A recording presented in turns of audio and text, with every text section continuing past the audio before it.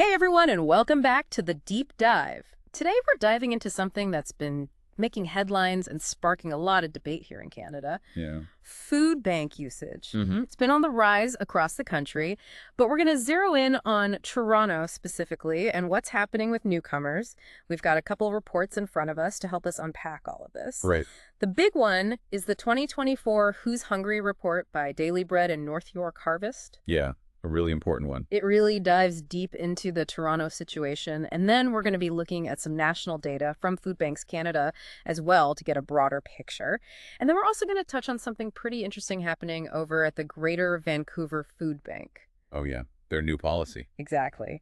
So get ready, because some of these numbers are, well, they're pretty alarming. Shocking, really.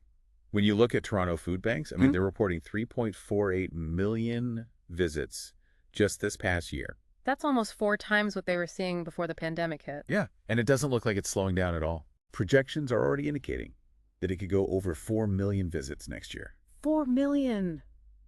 That's unbelievable. So we're seeing this huge surge in demand. But what's even more surprising is who's actually using these food banks. Right. It's not necessarily who you might think. The data is pointing to a pretty unexpected trend. A big one, actually.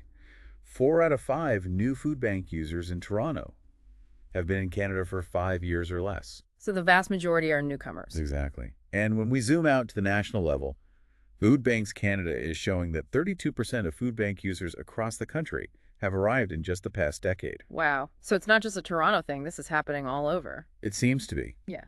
And it really raises questions about the support that newcomers are getting when they arrive here. Canada relies on immigration for growth, right? Absolutely. But are we doing enough to help them succeed? It seems like maybe there's a disconnect there somewhere. For sure. Because are they really prepared for how expensive it is to live here? Or is this a bigger systemic issue? That's a great point. And we're seeing that play out in a really stark way when we look at one particular group of newcomers. Students? Yeah, the report actually highlighted this pretty significantly. Students make up a huge portion of these new food bank users. It's pretty eye-opening. The report states that 42% of new food bank clients in Toronto are students. Okay, so almost half. Yeah, and of those students, over half are international students. 56%. Right, exactly. So it's not just newcomers in general, but international students in particular seem to be facing some serious challenges. So we're talking about people who are here to study to build their futures. Yeah. And they're struggling to afford basic necessities. It's concerning.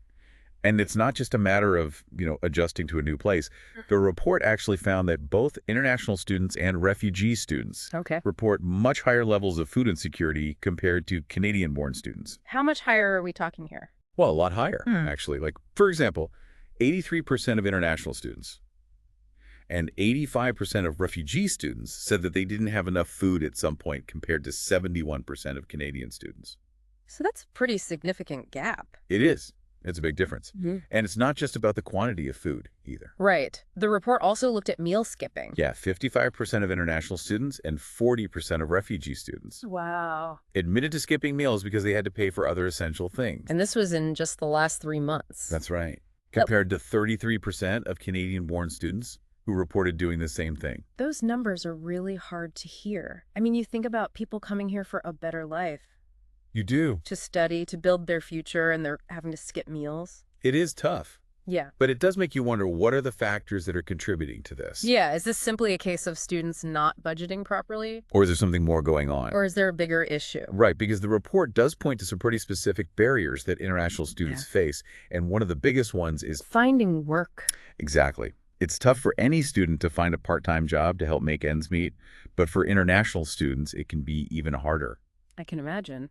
You're in a new country. You may not be fluent in the language. And you're competing with others who have more experience in the Canadian job market. And sometimes there's even, just straight up discrimination. That too. The report actually quotes one international student who said, "When we go to agencies to look for jobs, they say they want full-time, they don't want students." It's like a catch-22. Yeah. They need to work to support themselves, but employers don't want to hire them because they're students. Exactly. And even when they do find work. It's often in those low-paying temporary or casual jobs. The report said that 69% of international students who had a hard time finding a permanent job ended up in these kinds of precarious positions. Yeah, and that's on top of the fact that the cost of living requirement for a study permit just went way up. More than doubled, right? Yeah, it went from $10,000 to over $20,000. Mm. So now these students have to prove they have even more money saved up before they can even come here. So even before they set foot in Canada, they're facing a huge financial burden. Exactly. Yeah. And that brings us to this interesting development with the Greater Vancouver Food Bank. Okay, yeah, this is where things get a little bit more Complicated. complicated.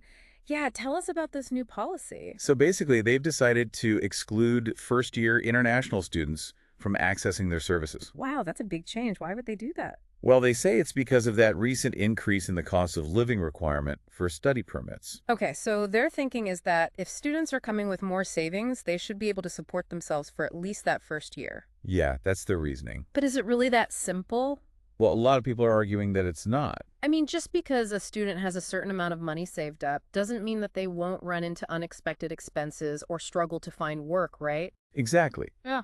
Life happens. You got to have a medical emergency or lose your job, or, just the general cost of living in a city like Vancouver can eat through savings pretty quickly. Yeah. So is this policy really addressing the root causes of food insecurity, or is it just shifting the burden? That's the question, isn't it? Yes. And it raises some ethical questions, too. For sure. Because if you exclude a whole group of people based on assumptions about their finances, Hmm. where are they supposed to turn for help when they need it? It's a complicated situation, and it really highlights the need to look deeper into what it actually means to be an international student in Canada today. And the challenges they're facing. Absolutely. We're going to dive more into that in the next part of our deep dive. Just stay tuned. It's like we're sending this message that Canada wants international students, Yeah. but then when they get here, they're kind of left to fend for themselves. It's almost like a contradiction, right? We're trying to attract them, Yeah. but are we really setting them up for success? And the numbers are pretty staggering. I mean, Canada granted over 1 million study permits just last year in 2023. That's a lot. Huge increase from previous years. And with the immigration targets we have, it's probably only going to go up from here. So we're relying on these students to contribute to the economy to help grow our population, but then we're not making sure they have the support they need. It raises a lot of questions about, ethical responsibility. Are we doing the right thing by inviting them here if we're not doing more to make sure they can actually thrive? Especially when you see them struggling with something as basic as having enough to eat. It's heartbreaking. It is. And it really makes you think about the bigger picture. The rising cost of living, the gap between the rich and the poor. Definitely. It's like this crisis is pushing more and more people to the edge. And newcomers, those who are already facing so many challenges. They're the ones getting hit the hardest. Absolutely. So we can't just keep slapping Band-Aids on this problem. We need to get to the root causes of food insecurity. You're right. We've talked about how hard it is for international students to find decent work. Yeah. And how the cost of living keeps going up and up. But what are some of the other factors that are contributing to this problem? Well, the report actually goes into quite a bit of detail about this, and one of the biggest ones is affordable housing. Or the lack thereof. Right, especially in big cities like Toronto and Vancouver. I mean, the rent is just sky high these days. Astronomical. Yeah. It eats up such a huge chunk of people's income. It leaves so little left over for things like food. Yeah. And for newcomers who might not have a credit history or local references, Yeah. it's even harder to find a place to live. They're essentially shut out of the market from the get-go. And then you add on top of that the whole issue of precarious employment. Huge factor. Mm. So many newcomers end up in these low-paying jobs that offer no stability. No benefits, no security. They're constantly worried about making ends meet. And one little setback could send them over the edge financially. Exactly. It's a vicious cycle. They can't afford decent housing because they're stuck in these low-wage jobs, and they can't get better jobs because they can't afford to live where the better jobs are. Right. It's a trap. It's so easy to sit back and judge and say, well, they should have budgeted better. Or they should have known what to expect. But it's just not that simple. There are so many systemic barriers in place that are making it incredibly difficult for newcomers to succeed. Especially those who are already marginalized. And those are the systems that we need to be addressing if we truly want to create a just and equitable society. Absolutely. Mm-hmm. We have to stop blaming individuals and start looking at the bigger picture. Our collective responsibility to support newcomers. How can we as a society make sure they have a real shot at making it here in Canada? That's the million-dollar question. The report offers some ideas, but this feels like a much bigger conversation that we need to be having. It is.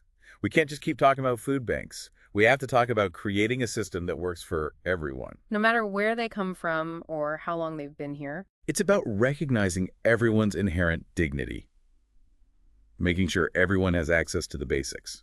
Food, shelter, a sense of belonging. Absolutely. This whole discussion has really gotten me thinking. It is a lot to unpack. We've covered a lot of ground so far, but there's still so much to explore. For sure. This is a multifaceted issue that deserves our attention. Now let's shift gears a bit and look at what this rights-based approach that we keep mentioning actually looks like in practice. So when we talk about a rights-based approach, what does that actually mean? Well, it's kind of a fundamental shift in how we think about things. Okay. Instead of viewing food assistance as just charity, a rights-based approach recognizes that everyone has a fundamental right to food security. It's like seeing it as a basic human, right? Yes, exactly. It means creating a system where people can access the food they need with dignity. Instead of feeling like they're relying on handouts. Right. And it also means addressing those underlying systemic issues that are creating food insecurity in the first place. So it's not enough to just provide meals. Exactly. We need to look at the bigger picture. So what are some concrete steps we can take to make this happen? Well, we've already touched on a couple of big ones: affordable housing and employment. Yeah, those are huge. We need policies that actually encourage the development of affordable housing options. Especially in those big cities where so many newcomers are concentrated. Absolutely. Because if you're constantly worried about keeping a roof over your head, it's hard to focus on anything else. Makes sense. And what about employment? Well, we need to create pathways for newcomers to find decent paying jobs. Jobs that match their skills and experience. Exactly.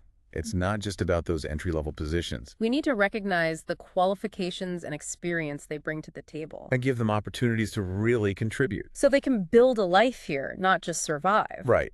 And then there's the whole issue of education and language training. Yeah, those are so important. Language can be a huge barrier for newcomers. I mean, it affects everything. Accessing services, finding a job, even just feeling comfortable in your community. Exactly. So investing in language training is crucial. It's like trying to navigate a new city without knowing the language. Yeah, you're lost. You can't find your way around. And then beyond the practical skills, there's also that aspect of cultural understanding. Absolutely.